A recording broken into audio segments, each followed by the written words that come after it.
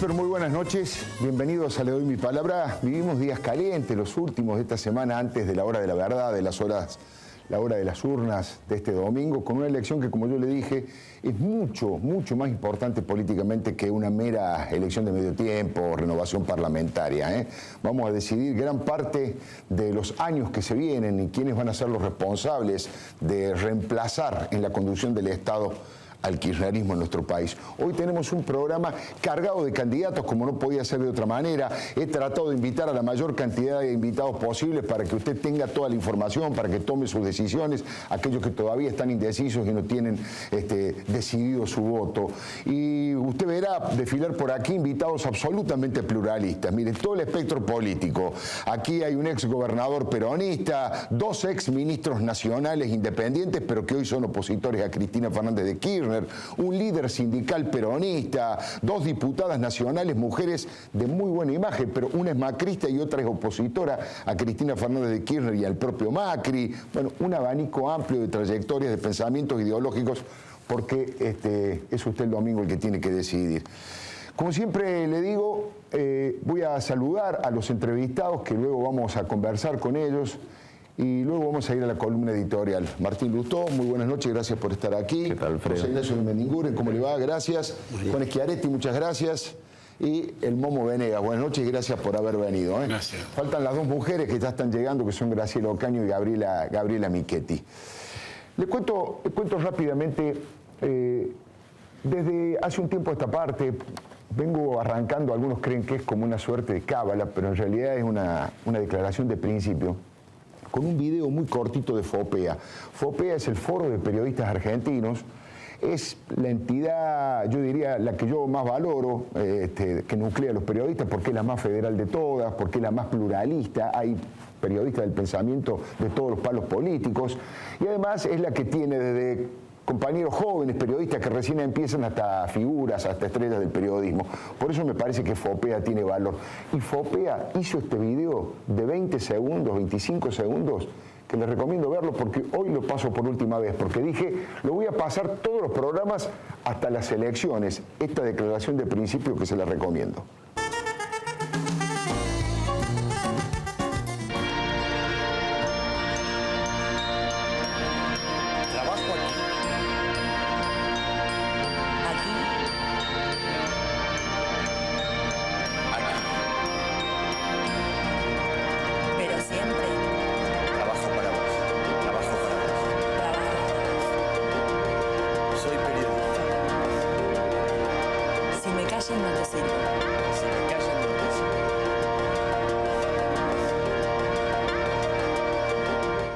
Y como si esto fuera poco, es la institución más federal de todas, porque hay colegas de todos los lugares de la Argentina, de aquellos pueblitos perdidos en el mapa nacional hasta quienes trabajan en los medios de comunicación más importantes.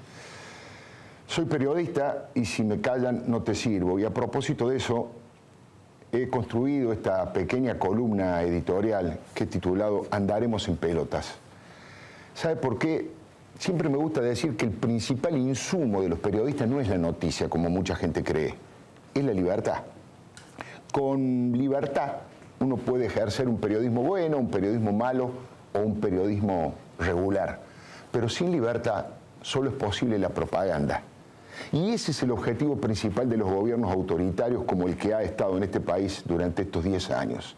Reducir a los periodistas independientes, domesticarlos y llevarlo a la condición de propagandistas. Es decir, lo que vienen haciendo de Santa Cruz, controlar todo lo que puedan y evitar que cualquiera controle al gobierno. Y la verdad que uno que defiende la libertad debe defenderla ante cualquier grupo de poder, ante un gobierno de señores feudales de izquierda o de señores feudales de derecha, ante los propios anunciantes y empresarios que anuncian sus productos en los medios de comunicación y ante los propios dueños de comunicación también, de los dueños de los medios. Ante todo hay que levantar la bandera de libertad porque ese es el rol que tiene el periodismo en la sociedad. Néstor y Cristina pusieron en marcha un plan sistemático para eliminar las críticas y utilizaron todas sus formas el aparato del Estado para atacar a los periodistas independientes. Esta fue la década de menor libertad de prensa desde el retorno de la democracia en 1983. hubo 7 periodistas de los más diversos medios, hartos de tanta persecución, que hicimos una presentación ante la Comisión Interamericana de Derechos Humanos de la Organización de Estados Americanos, que reclamamos una audiencia pública para plantear la gravedad de estos hechos que estamos diciendo, y lo hacemos en defensa propia, en defensa de muchos de nuestros colegas y en defensa del ciudadano que tiene el derecho a tener la información con la mayor libertad de expresión posible. Estoy hablando de una presentación que tuvo éxito, es la primera vez que ocurre en democracia. En 30 años de democracia, la Comisión Interamericana, la prestigiosa Comisión Interamericana, nunca aceptó tratar un caso de Argentina en estos 30 años. Magdalena Ruiz Guineazú, Nelson Castro, Joaquín Morales Solá, Pepe Eliashev, Luis Majul, Mariano Barrio y quien les habla, expusimos nuestros casos personales como ejemplos concretos de una actitud del gobierno que podríamos denominar patoterismo de Estado. El viernes primero, en la sede de la OEA en Washington, se va a realizar esta audiencia que es inédita. Durante 20 minutos van a exponer 2 de estos 7 periodistas. Los siguientes 20 minutos tiene que responder un representante del gobierno nacional. Todavía no han dicho quién va a ser el representante del gobierno nacional. Deberían ir. El único gobierno que se negó a concurrir a una audiencia de esta fue el gobierno de Cuba. Supongo que no iremos por el mismo camino. Y los restantes 20 minutos, porque la audiencia dura 1 hora, los comisionados hacen preguntas para tratar de establecer qué es lo que pasó en este país, cómo funciona la libertad de prensa en nuestra Argentina.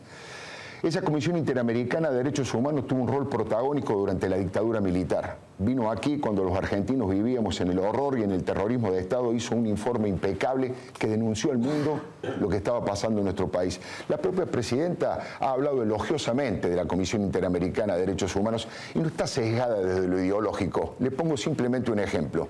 Se va a tratar el caso de los presos políticos y de las madres del dolor, de las damas de blanco de Cuba, pero también se va a tratar la violación a los derechos humanos que hace Estados Unidos al utilizar los drones, esos aviones sin pilotos que se utiliza para la guerra. Digo para que vea que de las 2 veredas del campo ideológico también son analizadas allí. Los 7 periodistas que denunciamos estos atropellos, aprietes, difamaciones constantes, a muchos de ellos llegaron a decirles asesinos, sicarios y golpistas. Todos trabajamos hace mucho tiempo en la gráfica y en el periodismo audiovisual. Y hemos coincidido que defender la libertad con uñas y dientes no es peronista, ni radical, no es de derecha ni de izquierda. Es sanmartiniano. Nuestro padre de la patria dijo algo que todos compartimos. Si es necesario, andaremos en pelotas como nuestros hermanos los indios, pero seamos libres. Lo demás no importa nada. Le doy mi palabra. Bueno, ya está entre nosotros Graciela Ocaña, muchas gracias por estar aquí, Graciela, y enseguida viene Gabriela Michetti, así que bueno, vamos a tratar de preguntar lo mejor posible para que los candidatos puedan expresarse. La primera pregunta, Martín Lustó, ¿a qué cree usted que se debe, entre comillas, su éxito como candidato? Hace muy poco que se dedica a la política partidaria, a las campañas. ¿Dónde radica el hecho de que ahora lo lleven a otros distritos, la Unión Cívica Radical? ¿Qué cosa conectó con los ciudadanos? Yo creo que para mí no hay que adjudicarlo a temas individuales.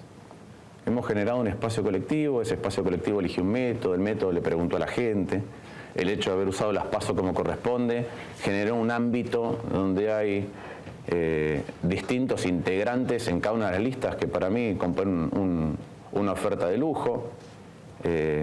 Tanto en diputados está, además de Lilita Carrió, después la sigo yo, está Fernando Sánchez, está Carla Carrizo, que es la directora de la carrera de Ciencias Políticas de la Universidad de Salvador.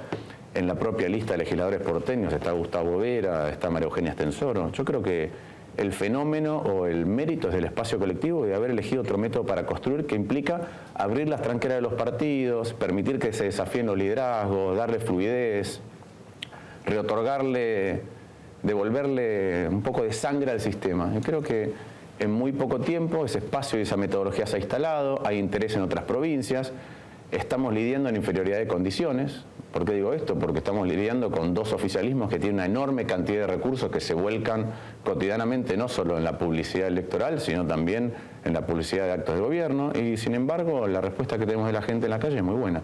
Claro, dos oficialismos contra el macrismo y el cristinismo, digamos, eso es cierto. Ahora, la pregunta es la siguiente, supongamos que hay un televidente, porque en las encuestas aparece con bastante frecuencia, un televidente que dice, yo la lista de diputados la voy a votar.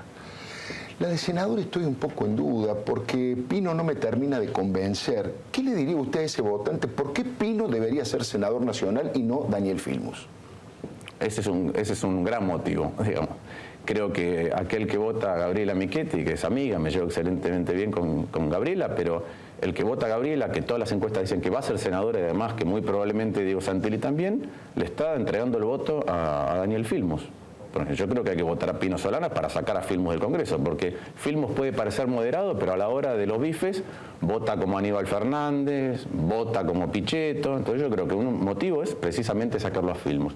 El otro que creo que es muy importante, que unen, insisto, no se trata de personas, hemos elegido un método. Entonces a alguna gente le puede gustar más algún candidato u otro, le pueden gustar los legisladores porteños más que los diputados, más que los senadores o viceversa.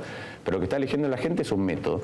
Yo creo que es importante que valide el método votando la lista completa y en todo caso en el 2015, cuando le volvamos a proponer, que elija los candidatos de otra manera. Yo sé más o menos lo que me va a contestar, pero de todas maneras se la quiero hacer a la pregunta porque en el mundillo político ha circulado con mucha fuerza, radicales de la ciudad muy entusiasmados diciendo hemos descubierto un candidato a jefe de gobierno. ¿A usted le interesa la posibilidad de presentarse como jefe de gobierno? ¿Se le pasa por la cabeza la posibilidad de manejar una ciudad como esta? Es ridículo. Yo sinceramente no pienso las cosas así. En junio lanzamos precandidatura con Rodolfo Terraño, precandidatura a diputado. Sí. Ahora estamos yendo a unas elecciones generales para ser diputados y ya nos estamos anticipando al futuro, a los próximos 2 años. Primero lo que tenemos que hacer es terminar esta elección, después trabajar un montón de cuestiones, conformar bien los equipos para la Cámara, para la legislatura porteña, para el Senado, y trabajar 2 años enteros, y después hay un montón de tiempo para discutir. A mí que me gustaría que en la ciudad de Buenos Aires hubiera paso para elegir el jefe de gobierno porteño y que UNEN tuviera 5 candidatos a jefe de gobierno porteño que le pudieran brindar distintos matices a la ciudadanía y otra vez la ciudadanía pueda optar. Le pregunto, no puedo dejar de preguntarle, más allá que aquí está en condición de candidato a diputado, bueno, su especialidad es la economía, obviamente, ha sido ministro. 2 cositas de economía le quiero preguntar. Una más estratégica, vinculada a cuál es el principal problema que tiene la economía argentina en estos momentos, a qué se debe esta mala práctica económica, cuáles serían los 2 o 3 retoques que usted haría en primer término si tuviese la responsabilidad. A ver, lo primero que me parece, el principal problema de la economía es que no hay un equipo económico. Entonces se toman decisiones que son un parche atrás de otro. A veces lo he dicho, esto funciona como la ducha de los 3 chiflados. Hay un capítulo de los 3 chiflados donde tienen que arreglar una cañería y en lugar de arreglarla la van emparchando con otra cañería encima, con otra y terminan encerrados dentro de la ducha. Cuando uno ve los problemas que tiene Argentina, el origen de todos esos problemas es una pinchadura que se llama inflación. Y todos los caños que se han construido, restricciones, cepo, cedine, blanqueo, todo eso, la bola de subsidios que no termina de crecer, el déficit energético, todo proviene de esa misma pinchadura. El día que resolvamos esa pinchadura y que se pueda hacer y la economía argentina va a crecer más, el resto de los problemas van a ir desapareciendo. Y en el corto plazo, el gobierno, producto de esa mala praxis, ha entrado en una dinámica que tiene una urgencia y es, después de las elecciones, ya veremos cuál de las soluciones elige, pero va a tener que resolver el hecho de que tiene una fuga muy importante de divisas a pesar de todas las limitaciones que ha impuesto. Y hablando de divisa, ahí lo llevo sí a un tema de coyuntura, hoy el dólar ha superado los 10 pesos. ¿Qué significa ese tema? Y no sé si ha escuchado unas declaraciones de Alejandro Banoli contra los medios que publican, dice, el valor del dólar blue, dice que publicar el valor del dólar blue es más o menos como dar a conocer el precio de la cocaína. Bueno, le pregunto por estas 2 cosas, el dólar y esta declaración del funcionario Banoli. A ver, las declaraciones me remiten a la mayoría de las soluciones que intenta el gobierno nacional. Es como el INDEC. Resolvimos la inflación diciendo eso, diciendo que la inflación es la mitad de lo que es, 1/3 de lo que es. No resolvimos la inflación. Y ya que usa el ejemplo de la cocaína, nuestro primer candidato a legislador porteño es Gustavo Vera. El precio del Paco no está en ningún lugar. Ningún diario lo publica, ningún medio lo dice, y que no hay droga, no hay Paco. Hoy yo a la mañana estuve en Soldati, los vecinos desesperados. Ahí registró que hay un impacto fuertísimo. No, pero digo, ¿qué tiene que ver? No ponerle el precio en un diario, no decirlo en la televisión con eliminar el problema. La verdad que me parece el método Moreno. El método, le pego un garrotazo a algo a ver si consigo que no funcione. Mire que Vanoli le va a hacer así como hizo Moreno en su momento. ¿Pero qué haría entonces con el dólar? A ver, pero ¿qué es lo que está pasando con el dólar? Sí. El gobierno nacional, o mejor dicho, el Banco Central está perdiendo 1.000 millones de dólares de reservas por mes. Y el gobierno nacional le pide que emita 9.000 millones de pesos por mes para poder financiar al Tesoro, al gobierno. Entonces, vos lo que tenés es cada vez menos dólares, porque caen la reserva del Banco Central, cada vez más pesos circulando. Eso tiene una sola tendencia, que es el dólar blue subiendo, claro, y el dólar oficial también subiendo, porque el gobierno está devaluando todos los días. Y alrededor de esa tendencia creciente, lo que va a ocurrir, dependiendo de las noticias de la economía del día, de los errores que cometa el gobierno, del temor al que induzca, o de las buenas noticias, va a oscilar el dólar. Pero la verdad es que la tendencia es creciente producto de esta cuestión estructural de fondo. Le hago la última pregunta. Recién usted, cuando no estaba, pero ya llegó al estudio Gabriela Michetti, usted dijo, es mi amiga, le respeto, tengo afecto por ella, y le dio duro a Daniel Filmus diciendo que vota igual que Pichetto, igual que Aníbal Fernández. ¿Qué comparaciones, Pichetto y Aníbal Fernández? Digo, pobre Filmus. Pero es cierto, Filmus parece más moderado, pero a la hora de votar... Yo vi la publicidad dice garantía de coherencia. La coherencia de ese espacio es que vota todo lo que le pide la presidenta. Bueno, entonces ahora le pregunto, ¿quién es más dañino para la política argentina? ¿Mauricio Macri o Cristina Fernández de Kirchner? Ya que elogió a una macrista y creo que ya me lo preguntaste la otra vez. Sí, insisto sí. Conmigo. No, la verdad es que no comulgo con ninguno de los dos espacios. Tengo un montón de afinidad con algunas personas del PRO, pero puestos a elegir no tengo ninguna duda. La verdad que en términos de menos daño, le ocasiona menos daño a Mauricio Macri que a la presidenta. Y también le hice la otra vez una pregunta, pero voy a insistir porque me parece que es interesante. ¿Cómo se autodefine ideológicamente? Yo dije siempre que soy socialdemócrata, lo dije antes de entrar al gobierno, durante el gobierno, después del gobierno. Aquellos que me conocen, dirigentes, con los que he interactuado, todos saben lo que pienso y siempre he dicho lo mismo. Martín, usted ha sido muy amable. Muchísimas gracias por haber venido. No, por favor, gracias a vos. Están todos ya. Está José Ignacio de Mendiguren, que vamos a charlar con él, el ex gobernador de la provincia de Córdoba, Juan Schiaretti, y además candidato a diputado nacional, el Momo Venegas, el líder de uno de los sindicatos más importantes de la Argentina, un hombre de lucha del campo. Graciela Ocaña, que se juega una parada tremendamente complicada con una boleta corta, y Gabriela Michetti, que tal como lo prometía ya está con nosotros aquí en el estudio. No se vaya. Es interesante, le doy mi palabra. Bueno, José Ignacio de Mendiguren, candidato por el Frente Renovador que encabeza Sergio Massa. Primera vez también, candidato a diputado por primera vez fuera de la estructura y de las internas empresarias. Sino esa la conocía mucho, esta no. Esta no la conoce, la está empezando a conocer. ¿Está arrepentido o no? No. Te digo, ¿Está contento? Ha sido una experiencia enorme en muchos aspectos, ¿no? Primero, yo recorría mucho el país, pero siempre muy enfocado en lo nuestro. Claro. Acá recorrió toda la provincia en un tema que es más responsabilidad y más amplio. Eso por un lado.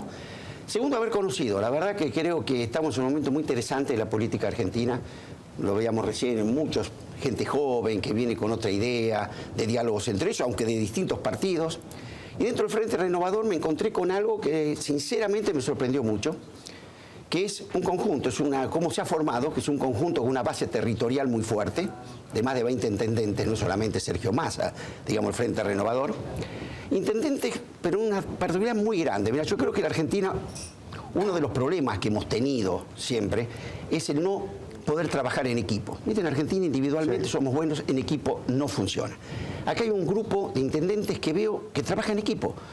Esto ni en la UIA me pasaba. En la UIA nos sentamos en la mesa y todos juegan con cartas tapadas. Todos tratan de sacar del otro. De llevar agua para su molino. El que tiene bien la seguridad lo comparte, el que le va mal en residuos también lo comparten. Primer tema. Trabajo en equipo. Segundo, gente con una gran gestión. Yo creo que a la Argentina le hace falta gestión. Hay una Argentina de los que la comentan y una Argentina de los que la hacen. Yo estoy con la Argentina de los que la hacen. Estos son gente de gran gestión. Pero algo también muy importante que para mí hace falta hacia futuro en la Argentina. Gente de contacto directo con la gente. Es decir, el municipio es el primer mostrador de la democracia. Uno tiene la necesidad de entender de los problemas de salud, de seguridad. No puede esconderse. El vecino se lo encuentra en el supermercado, en el dentista. Pero además lo interesante, que no se conforman con entender que hay que conservar el territorio, como era históricamente estaba la historia de los varones del conurbano, que cuidaban su consejo deliberantes y el resto del poder como lo delegaban. Sí. No, este conjunto de intendentes, que a mí me pareció muy interesante, comprenden que así como no puede haber una empresa competitiva en un territorio que no lo es, no se puede hacer mucho más desde un municipio si la provincia no funciona. Y van más allá. Entienden desde el territorio, desde el municipio, que tampoco pueden funcionar bien si el país no funciona bien. Entonces ellos ese poder no lo delegaron más. Están dispuestos a ejercerlo. Entonces quieren saber quiénes van a integrar el Congreso de la provincia. Y ahí no paran. A mí muchos me decían, Vasco, ¿por qué ustedes están en una elección de medio término, legislativa? Tienen los equipos a lo mejor económicos que tienen, con un Labaña, con Peirano. ¿Y por qué?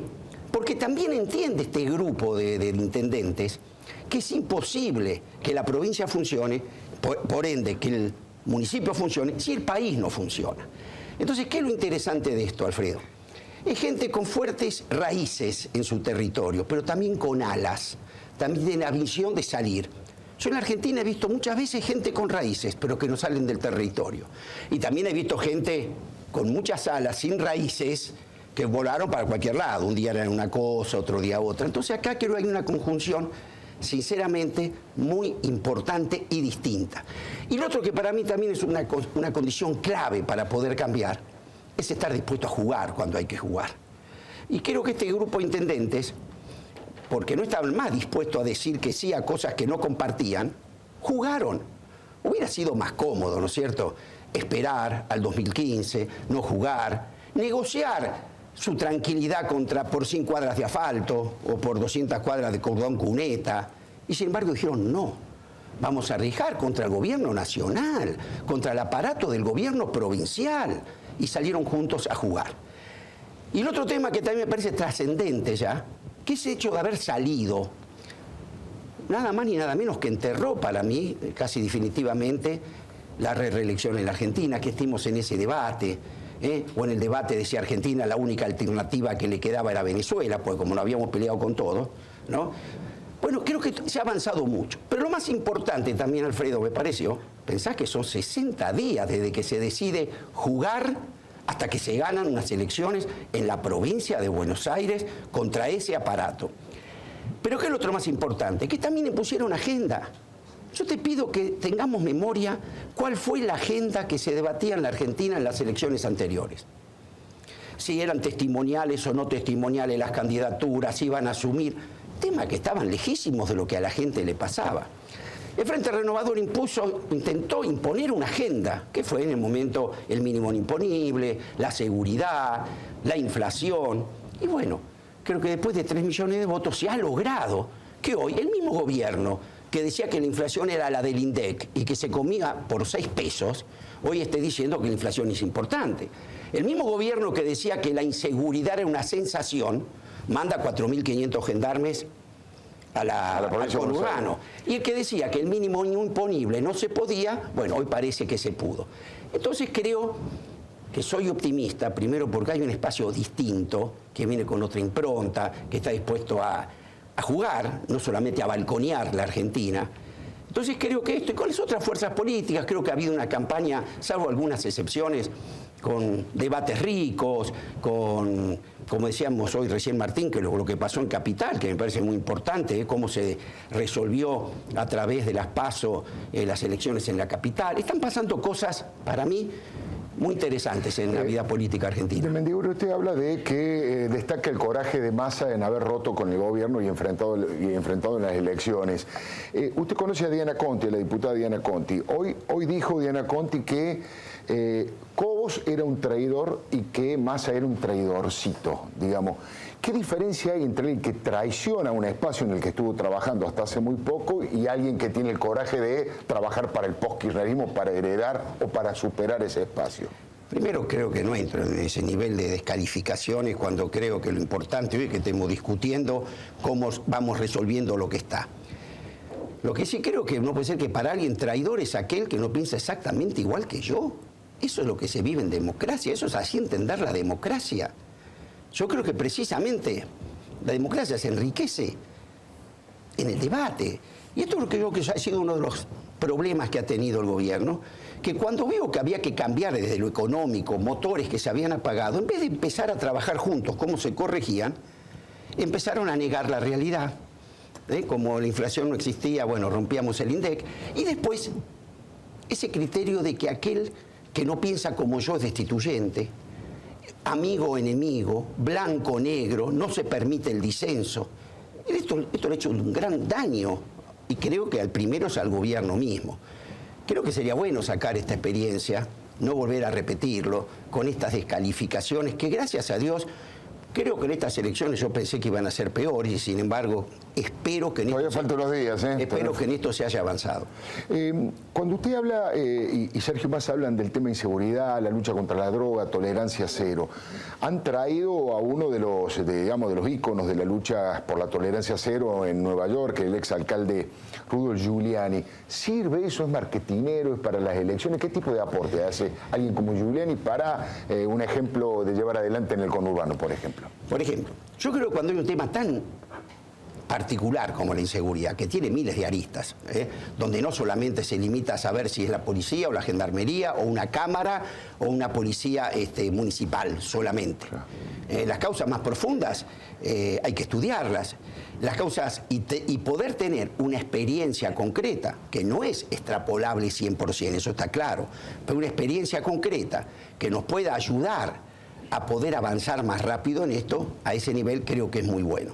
Pero también nosotros entendemos, y eso más me toca a mí, que esto va junto con garantizar el crecimiento económico, con ir a un proyecto de desarrollo que permita con integración territorial, que toda aquella gente que también vino a los centros urbanos buscando una esperanza, una ilusión, y que luego los desaguisados económicos hicieron que se frustraran, bueno, la verdadera solución es que le demos más trabajo, que le demos crecimiento, que podamos desarrollar trabajo en aquellos lugares donde mucha de esa gente vino porque allí no tenía oportunidades. Eso es, junto con lo que se tiene que aplicar en el día a día, la solución definitiva de los temas de seguridad, que es a través de más empleo, de mejor salario. La última y muy cortita, simplemente por un número. ¿Cómo va a salir? ¿Qué porcentaje saca Massa y qué porcentaje saca Insaurralde? De acuerdo a las encuestas que usted tiene, nosotros olfato. Somos optimistas, superar lo que nos fue en las PASO creo que es importante. Piense, Alfredo, que tenemos 4 meses en la calle y quién tenemos enfrente. Todo el aparato nacional, el aparato de la provincia, y estamos seguros, yo creo que para los libros de los Guinness estamos seguros que con esta recorrida que hemos hecho a través del país nos va a ir bastante mejor que lo que nos fue en las PASO. Mendigún, ha sido muy amable, muchísimas gracias. No se me vaya todavía, vamos a escucharle un poquito al Momo. Recién usted, Mendigún, contaba el tema de la malversación de las estadísticas públicas que han hecho con el INDEC, de que se come por 6 pesos. Bueno, usted realizó una actividad hoy muy curiosa, de alto impacto. ¿Qué fue, Momo? ¿Repartían unas viandas con 6 pesos? ¿Cómo fue? Repartíamos la cajita infeliz. ¿La cajita infeliz? Sí, que valía un valor de 6 pesos. Sí. Pasó muchísima gente que hoy solucionó el tema del mediodía al llevarse una cajita de esa. Esos son los 6 pesos que dice, Moreno, que con esos 6 pesos se puede comer, Alfredo. Pero estuvo bueno, tuvimos muchísima juventud y esencialmente lo bueno fue que cerraron el INDE, ¿no? Pusieron las puertas de chapa. ¿Ah, sí? Sí, lo cerraron. En algún momento salieron, creo, 4 o 5 personas dentro del INDE para decirle a la gente, a los chicos que se fueran, y no se fueron. Y bueno, terminaron cerrando el INDE.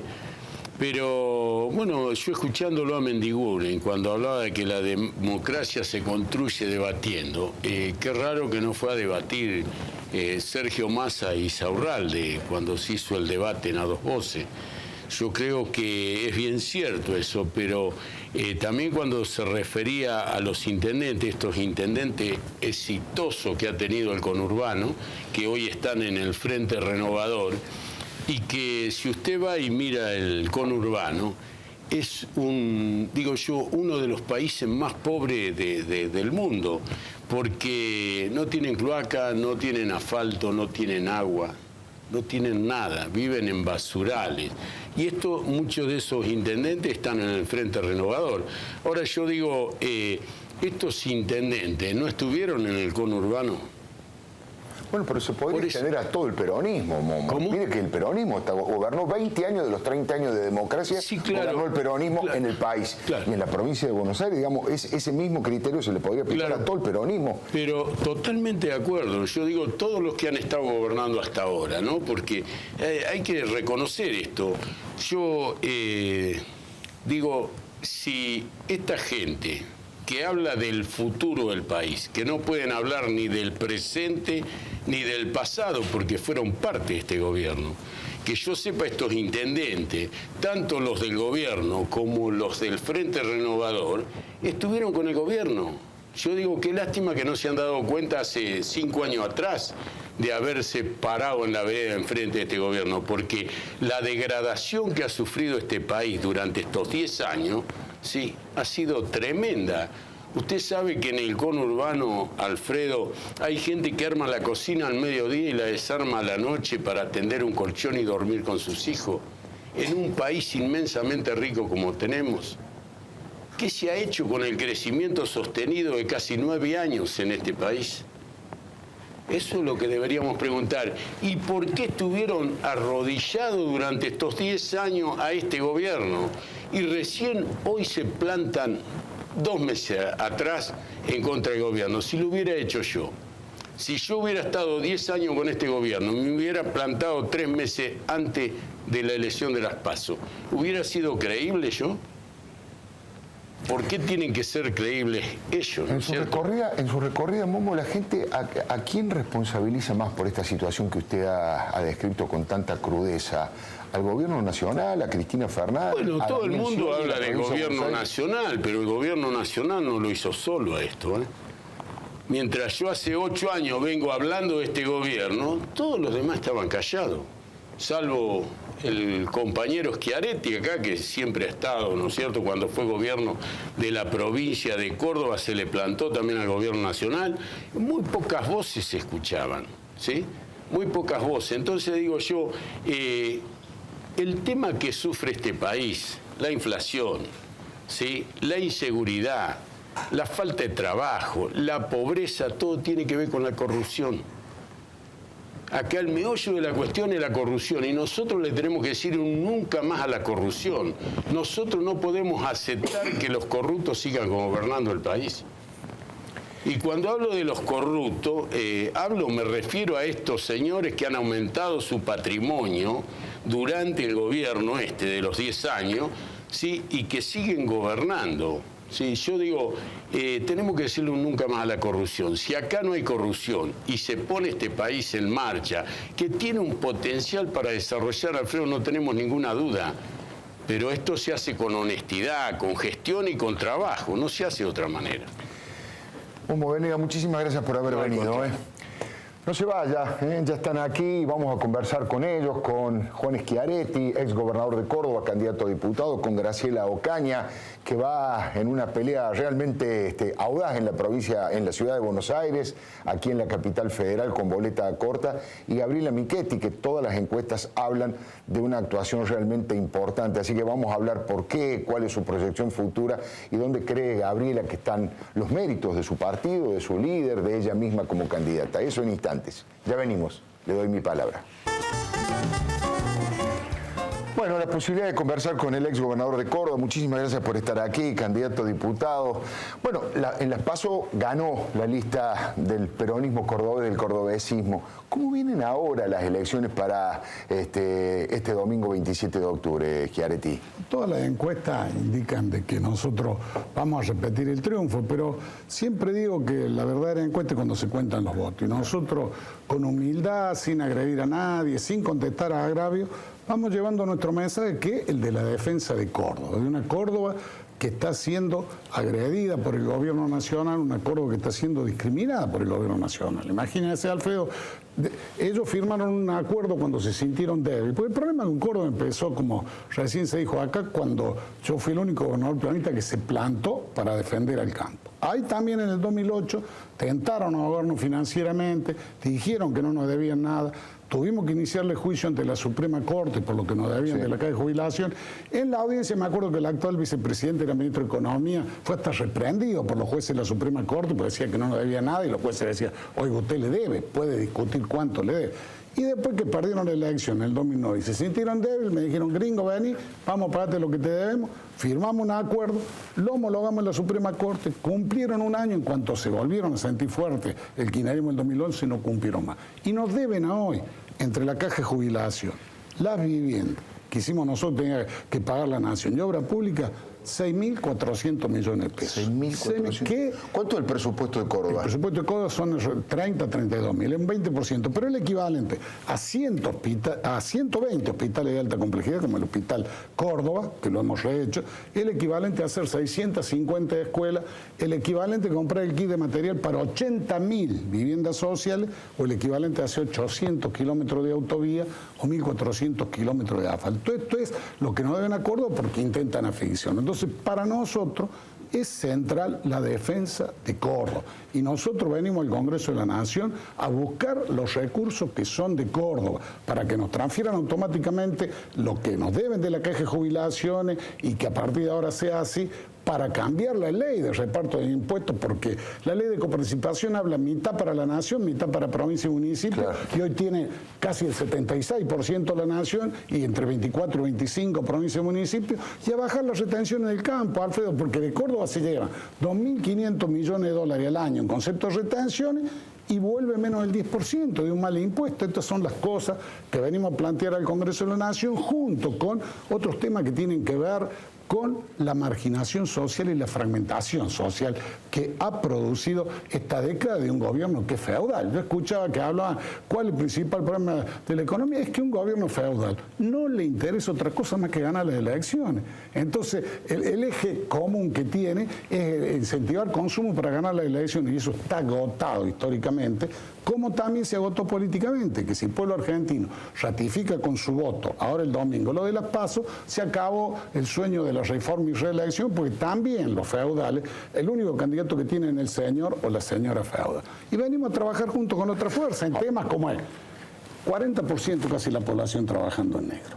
Es una marginación social injustificable. Eso es la causa de que tengamos 1.300.000 jóvenes entre 18 y 30 años que ni trabajan ni estudian. Y esta es la explicación del aumento de la violencia, del aumento de la delincuencia. Y esto es lo que hay que atacar. Por eso nuestra posición es también sacar una ley que dé un subsidio a las pymes por cada trabajador en blanco, y junto con el subsidio a las pymes mensual por cada trabajo en blanco que den, también bajarle las cargas sociales, el impuesto a la ganancia, y tener un fondo para que si los tiene que despedir no se fundan. Y para los jóvenes, además de poner en marcha el programa Primer Paso, como tenemos en Córdoba, que le permitió encontrar trabajo y hacer práctica a 100.000 jóvenes, sacar lo que sacó Lula en el 2005 en Brasil, que es la ley del aprendiz, Alfredo. ¿Qué dice la ley del aprendiz?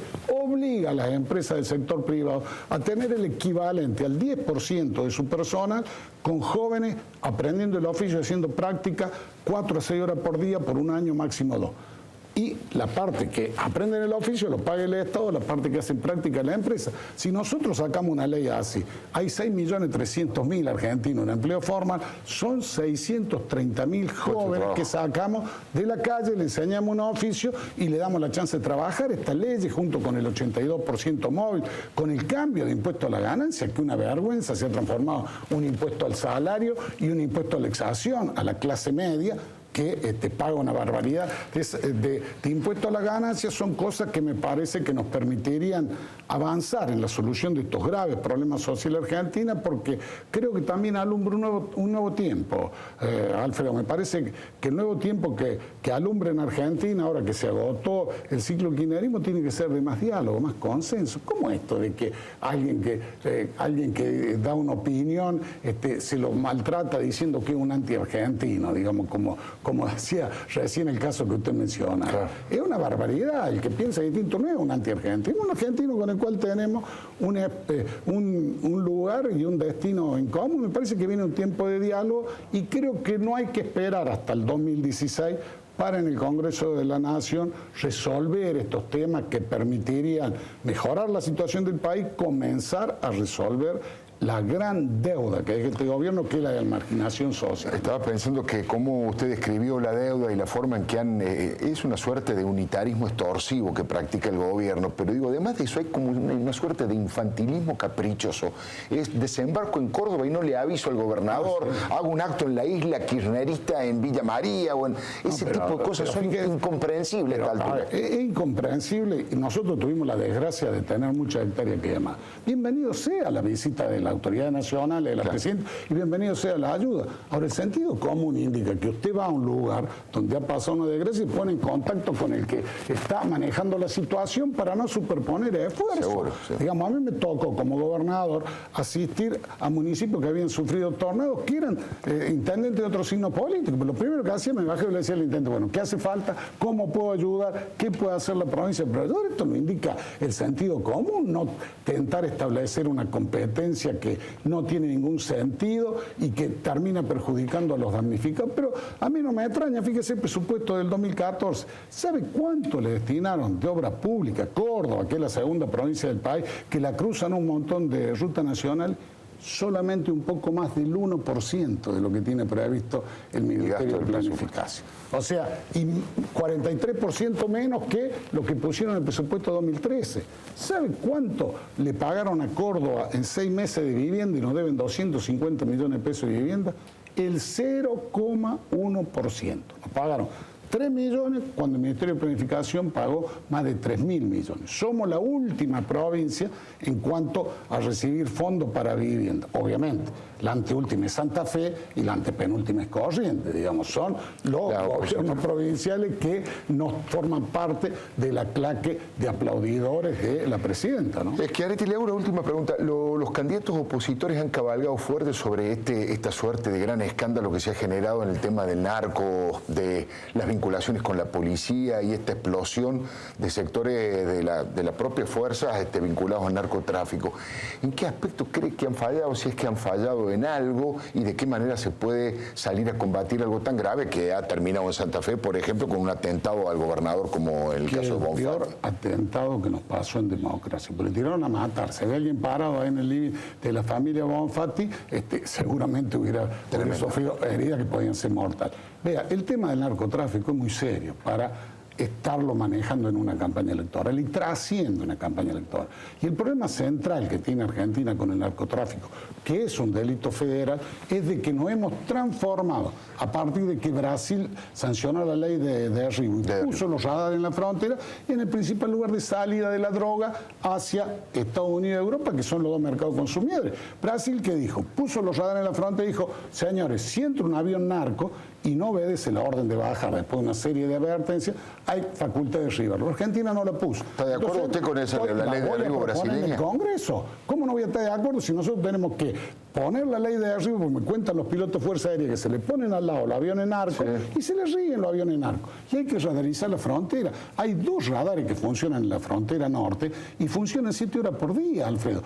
Hay de 800, 7 horas por día. Esta es la información que se dispone. Hay, digamos, 800 vuelos detectados por los radares de tierra que entraron a Argentina, 240 son irregulares, pistas de aterrizaje clandestinas en las provincias llanas del norte argentino. Esta es la realidad argentina. Entonces, a mí me parece que hay que...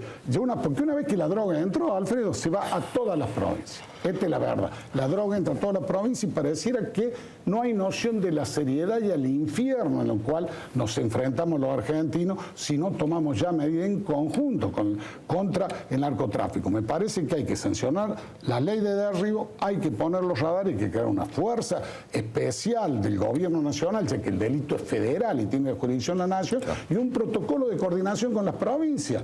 Y yo no tengo duda de que la droga, una vez que entró, la van a industrializar en Argentina y la van a vender en Argentina, y esto es lo que nos está pasando los últimos años. O nosotros tomamos una actitud de defensa del país, tenemos que hacerlo en conjunto, en vez de tentarlo utilizar electoralmente, o realmente va a salir la droga cada vez teniendo más peso en nuestro país. Reitero, es una batalla larga, una batalla muy importante para utilizarla en una campaña electoral. Schiaretti ha sido muy amable, muchísimas gracias por haber venido. No, gracias a usted por venir. No se vaya, nos quedan nuestras 2 invitadas mujeres, Graciela Ocaña y Gabriela Michetti. En un ratito, en instantes, ya venimos. Bueno, muchísimas gracias por estar aquí a ambas. Graciela Ocaña, ¿qué tiene sobre la mesa? ¿Qué es esa tijera, esta patria que se está jugando en la ciudad de Buenos Aires? Bueno, Alfredo, tenemos la lista, que es la 903 de confianza pública que yo encabezo, y estamos repartiendo tijeras. Básicamente, ¿puedo mostrar la boleta? Por favor. Confianza pública, la lista 903. Graciela Ocaña en la foto y en el nombre. Ahí se está viendo en pantalla la... O sea, el votante en la ciudad de Buenos Aires, cuando llegue al cuarto oscuro, se va a encontrar con esta boleta. Con esta boleta, exacto. Y estamos repartiendo tijeras y le pedimos a los ciudadanos que para que ejerzan el poder de elegir, lleven su tijera, porque es una forma de elegir y de armar la lista que a veces el sistema electoral es bastante difícil de hacer. Entonces le pedimos que vaya con el documento y con la tijera, y que bueno, que si nos quiere acompañar, que elija su su candidato a senador, su candidato a diputado nacional, y corte la última parte de la boleta e incluya la nuestra, la 903. Por ahí la gente que no está más informada, la que no tiene tanta información, me parece que vale la pena comentarle que en la boleta, en el sobre, puede poner una boleta de cada categoría. Es decir, puede votar un senador de un partido, un diputado de otro y un candidato concejal de otro partido. No puede poner dos boletas de la misma categoría, pero sí una de cada una. Es un voto absolutamente válido, y de hecho las encuestas están anticipando que va a haber un corte de boleta importante, y bueno, pero de todas maneras eso es una, digamos, cuesta arriba, se hace siempre más cuesta arriba. Hubiese sido tal vez una solución más fácil para usted ir en la lista de algún otro partido que tuviese mayor afinidad. Sí, pero también, Alfredo, nosotros queremos construir un camino propio en la ciudad que no nos ate, digamos, a acuerdos nacionales, que no nos condicionen, y que, bueno, que dé cuenta de los problemas de los vecinos, que con una agenda que nosotros pretendemos llevar a la legislatura y que tiene que ver con una agenda propositiva, con aborde los temas que digamos que todos los porteños sabemos que tenemos, como es el tema de la inseguridad, el tema del tránsito, el tema de lo que tiene que ver con el ambiente. Llevamos una agenda para la tercera edad, usted sabe mi compromiso con los adultos mayores, cómo he trabajado yo desde el PAMI. Bueno, queremos llevar esta agenda propositiva, tratar de lograr los consensos que seguramente podremos trabajar, si soy electa, con los otros partidos políticos, llevar una agenda por la transparencia, por una mayor participación. Nosotros creemos que la ciudad tiene instituciones muy interesantes en su constitución, la ley de comunas, pero no podemos quedar en que solamente esté vigente la elección de los comuneros. Tenemos que ir a una mayor descentralización del presupuesto, tenemos que ir a que las comunas tengan el rol que deben tener. En una Argentina donde las redes sociales en el mundo cumplen un rol muy importante, es imposible pensar que las audiencias públicas solamente se puedan hacer participando físicamente, cuando hay otros mecanismos. Digo, queremos proponer esa agenda de transparencia que mejore incluso la utilización de los recursos que la ciudad tiene.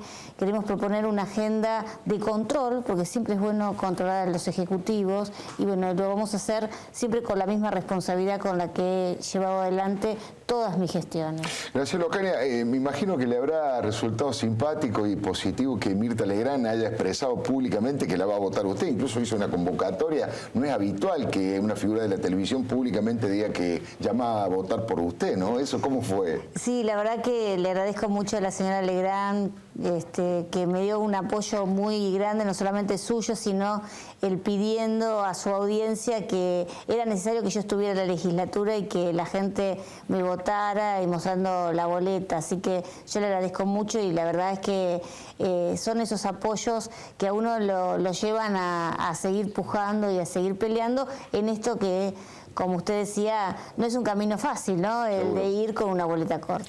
Mañana tiene un encuentro con el general César Milani, producto de las denuncias que han hecho usted y otros legisladores por el enriquecimiento ilícito.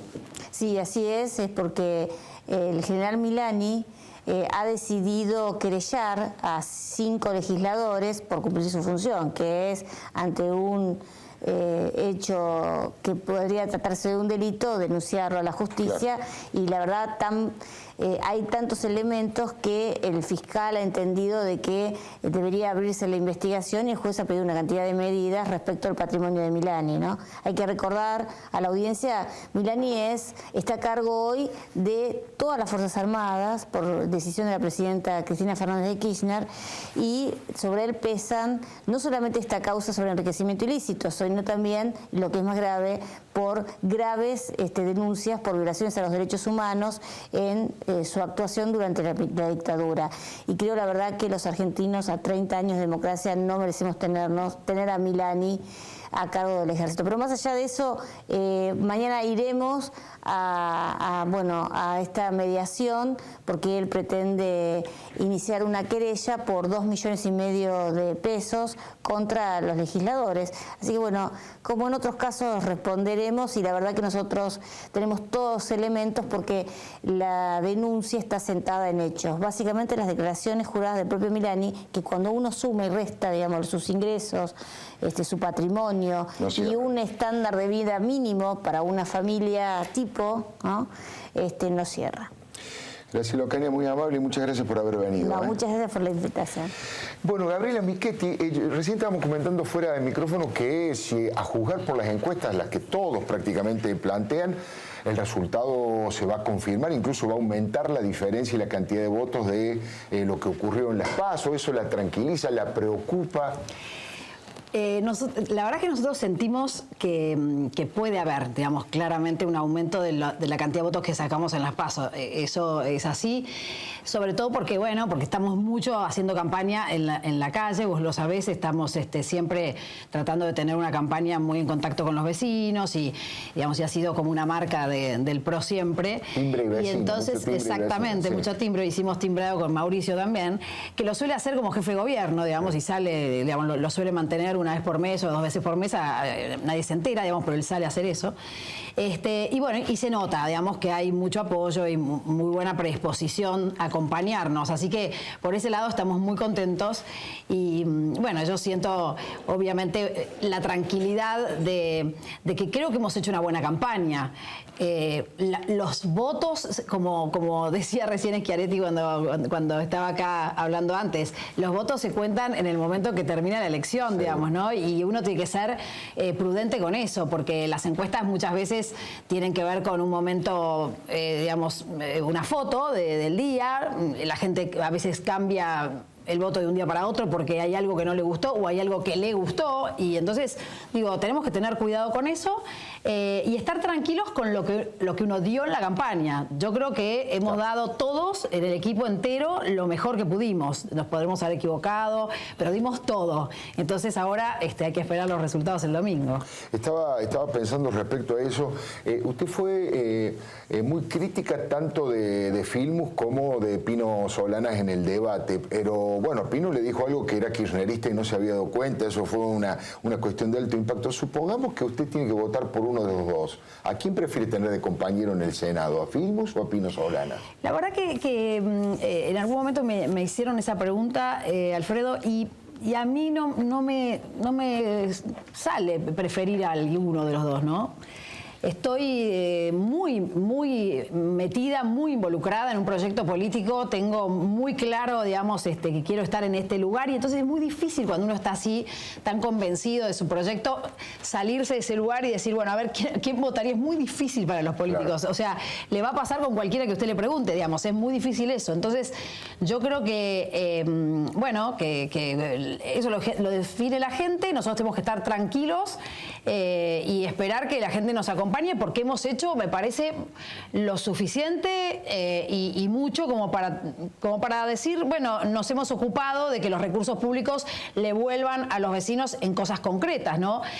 Si uno compara nuestra gestión con cualquiera de las otras gestiones anteriores, se nota claramente que ha habido un cambio muy importante en la manera de gobernar la Ciudad de Buenos Aires. ¿Qué es lo que más valora la gente del Metrobús? No sé, cuando le agradecen por algo, ¿qué cosa es la que más valora de la gestión de la ciudad? Es muy variado, muy variado.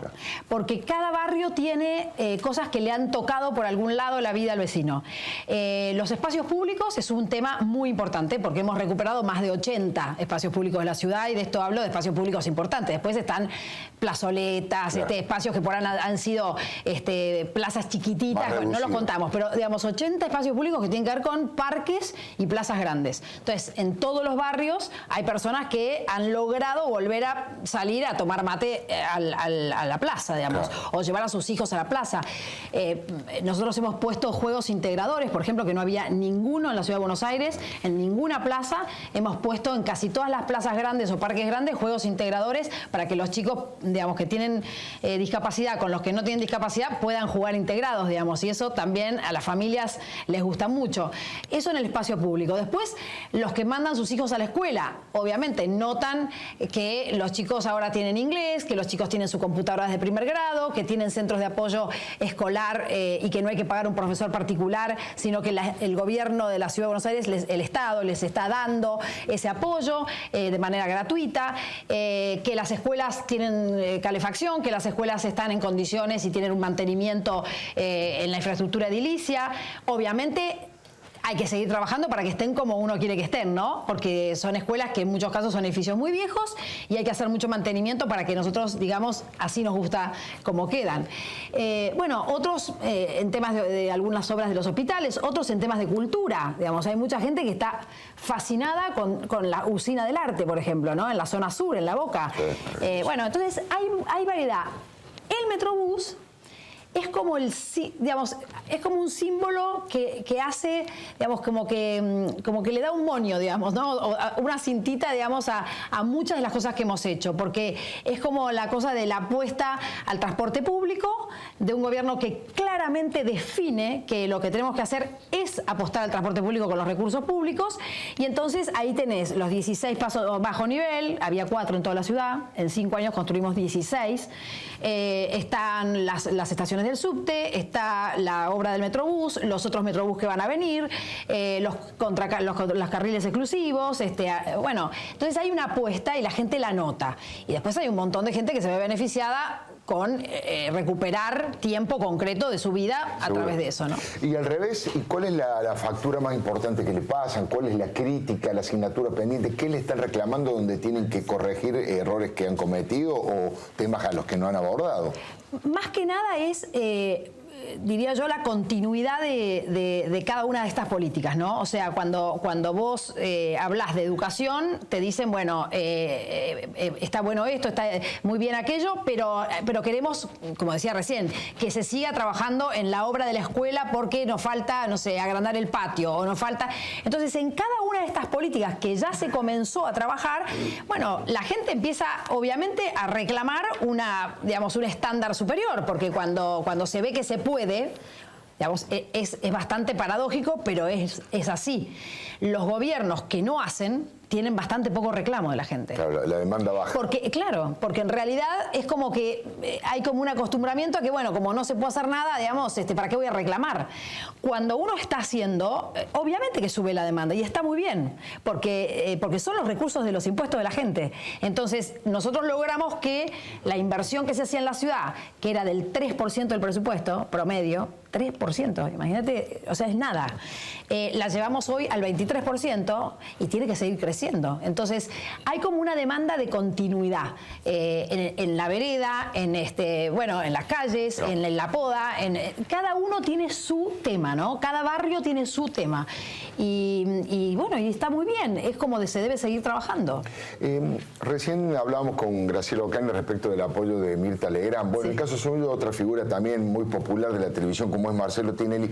Si bien cerró un acto con Martín Insaurralde y Julio De Vido en su tierra, en Bolívar, bueno, tuiteó que le caía muy bien, usted como candidata, incluso como sugiriendo que le iba a votar. ¿Eso le ayuda, le sirve que una persona popular, un personaje popular de la televisión como es Tinelli manifieste esa simpatía, ese apoyo? ¿Ayuda en las elecciones? La verdad es que yo no lo sé, digamos, no sé. A mí me parece que hoy la gente tiene mucha conciencia de la libertad que se puede ejercer el día del voto, ¿no? O sea, es el momento que yo creo que realmente uno entra al cuarto oscuro y físicamente siente su libertad ahí, ¿no? Sí. Entonces, me parece que cada vez eso está más expandido y que cada vez más difícil que alguien pueda influir en el voto. Incluso cuando antes era bastante común que, por ejemplo, un dirigente político llegara a un lugar y dijera, este es mi candidato, voten por él. Y la verdad que la gente tenía como una tendencia a realmente seguir esa propuesta, ¿no? Hoy no pasa eso, hoy no se transfieren votos ni siquiera de ese modo, ni siquiera teniendo candidatos que por ahí son muy populares y a los que les va muy bien y bueno, y la gente quiere votar a otro en su localidad, digamos, ¿no? Entonces, yo creo que es difícil que se influya. Por supuesto que yo le agradezco a Marcelo, de hecho le mandé un mensaje, le agradecí, sí, por supuesto, porque obviamente son personas públicas que cuando dicen esto también se juegan, ¿no? Se juegan mucho frente a su público y bueno, como pasó con Graciela y Mirta, ¿no? Está muy bien. Yo sé que va a decir que falta mucho, que no es el tema, pero el hecho de ganar el distrito con una importante cantidad de votos y con una diferencia importante con el segundo, inmediatamente la coloca como posible candidata a jefa de gobierno de la ciudad. ¿De qué manera está pensando eso? ¿Lo descarta? ¿Está creando ya, potenciando grupos de trabajo para ir armando equipos? ¿Cómo mira su futuro? La verdad, Alfredo, es que yo nunca me puse una candidatura por delante y no me la voy a poner nunca por delante, ¿no? O sea, es como una manera de trabajar en la política y desarrollar mi vocación. Creo que, bueno, hay legítimamente la posibilidad de trabajar así y muchos políticos lo hacen. A mí me da un poquito de temor eso, porque creo que cuando uno tiene una foto muy fija sobre a qué lugar quiere llegar y ese lugar tiene que ver con un cargo, puede, digamos, olvidarse o correrse de lo que le toca hacer, ¿no? Claro, entonces, prefiero, sí, puede perder el foco, puede estar muy obsesionado con una candidatura que es un tema más personal que de servicio público, ¿no? Entonces, yo prefiero ir trabajando en lo que me toca y después, bueno, se irá resolviendo. Y otra de las cosas que me pasa tiene que ver con que a mí me gusta mucho trabajar con la lógica de equipo, digamos. Nosotros trabajamos así y hemos armado un equipo muy consistente de gestión. Ahora hemos trabajado la campaña también en equipo. Obviamente pretendemos que la gente nos apoye como un proyecto, no de manera personalista, a pesar de que todavía la política en la Argentina es muy personalista, pero queremos ir a tratar de trabajar para que nuestro proyecto sea un partido sólido y el día de mañana no dependa ni de Macri, ni de Michetti, ni de Berman, ni de nadie, digamos. O sea, que esto sea realmente un proyecto de los ciudadanos, un proyecto político que muchos quieran apoyar. Entonces, bueno, en esa tarea estamos, así que seguiremos esa tarea y ahí los cargos personales son accesorios, ¿no? Me quedan 3 minutos, pero le quiero aprovecharle porque una pregunta más a la mujer que a la dirigente política. ¿Y cómo ven ustedes a Cristina Fernández de Kirchner hoy, fuera, corrida del escenario por esta operación? Ha sido la responsable de todo lo bueno y lo malo que ha pasado en la Argentina desde que ella asumió, porque ha concentrado muy fuertemente el poder. Y según las encuestas, el tema de su salud potencia otra mirada, una mirada por ahí más solidaria, más comprensiva de gente que ha criticado muy duramente. Les quiero preguntar, le pido respuestas cortas respecto de su condición de mujer política y cómo está Cristina hoy con estas dos variables, ¿no? Me parece que, por supuesto, digamos, la gente cuando uno tiene un problema se solidariza como todos nosotros y esperamos que prontamente se reponga y bueno, y pueda volver a hacerse cargo de la situación del país y de los problemas graves que la Argentina tiene. Y ojalá la presidenta rápidamente pueda estar en su lugar. ¿Gabriela? Bueno, eso obviamente pienso igual. Todos, me parece que en esto hemos sido todos pero muy contundentes y creo que ha sido muy sincero de todo el mundo, que se reponga, que obviamente pueda tomar las riendas. Ahora, desde el punto de vista de lo femenino, yo siempre he dicho lo mismo. Me parece que Cristina Fernández de Kirchner no puso en juego lo femenino. Digamos, y ese es el gran tema, para mí ese es uno de los grandes temas de lo que le impidió justamente entrar a la historia, porque si a mí me parece que si la presidenta hubiera puesto en juego lo femenino, esto es la conciencia a largo plazo, de los procesos de la dimensión temporal de la política, o sea, ver la política como una cosa de siembra, ¿no? Y no como de resultado inmediato de distribución del poder y yo me quedo con esto y agarro esto, no, o sea, como una cosa de siembra en la que de diálogo, de integración, de escucha, de empatía, todas las cosas que se le atribuyen a lo femenino, yo creo que el gobierno hubiera sido otro, pero definitivamente. Me parece que ella no jugó eso, no lo puso en juego. Y al contrario, digamos, desarrolló una política muy ligada a lo masculino, que es la distribución del poder, que también es parte de la política, ¿no? La competencia, pero es como una parte, una dimensión. Después está toda la otra, que es la de la gestión, la de la resolución de problemas, la de trabajar con el otro, la de ponerse de acuerdo, la de llamar al diálogo. Todas esas cosas no las hizo, ¿no? Muchísimas gracias por haber venido a las dos, que tengan mucha suerte este domingo y bueno, gracias. La gente este domingo, como corresponde, como decía recién Gabriela Michetti, es el momento de mayor libertad que tiene el ser humano, es el momento donde el ciudadano se pone en marcha y puede tomar todas las decisiones en un instante, y no son decisiones menores, ya les dije, no se eligen diputados y senadores solamente, estamos empezando a perfilar cuál es el país que queremos después del 2015, cuál es el liderazgo que estamos eligiendo para que en el 2015 empiecen a construir otros gobiernos, otras perspectivas y otros proyectos. Así que yo le deseo que lo haga con toda la integridad, con la mayor amplitud posible y con toda la solidaridad y pensando siempre que el voto no es una cosa individual, sino que tiene que ver con un proceso colectivo que arranca con su familia, con sus amigos y termina en la sociedad toda. Y de paso, le recomiendo que no se pierda el programa que viene. Cecilia Lucía Puig pone en pantalla Líderes, y si el título es correcto, esta vez más que nunca, porque va a conocer la primera parte de una entrevista a un genio argentino, tucumano para más datos, es uno de los arquitectos más importantes de la historia, que es César Pelli.